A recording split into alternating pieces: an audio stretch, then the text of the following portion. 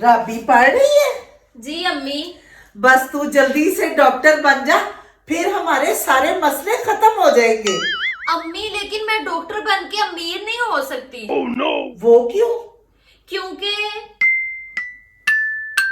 हाय हाय अल्लाह जी।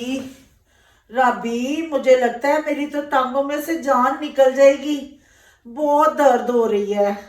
अम्मी चले मैं आपको डॉक्टर के पास ले चलूं, ये दर्द ऐसे खत्म नहीं होगी।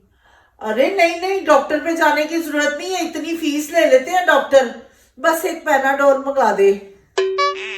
हाय मेरे तो सर फट रहा है दर्द से, मेरे से नहीं बनता आज खाना। अम्मी आज खाना नहीं बनाया? राबी मेरे सर में बहुत दर्द हो रही है, मेरी तो दर्द से चीखें निकल रही हैं। अम्मी चले उठे आपको क्लिनिक पे लेके चलो। ना बाबा मेरे पास इतने पैसे नहीं, उथों मैनू एक पैनाडोल फड़ा दे। अम्मी हाय राबी। क्या हुआ अम्मी? मेरे सीने में बहुत दर्द हो रही है। अम्मी चले आज तो मैं आपको डॉक्टर के पास लेके चलूंगी। नहीं नहीं, तू एडी अमीर ज़ादी, उथों एक पैनाडोल फड़ा। राबी तू बनेगी ना डॉक्टर?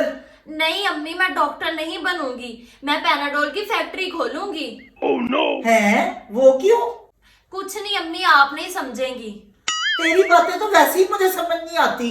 उठ जरा पैनाडोल फड़ा, मेरे ते आज गुर्दे च भी दर्द हो रही है।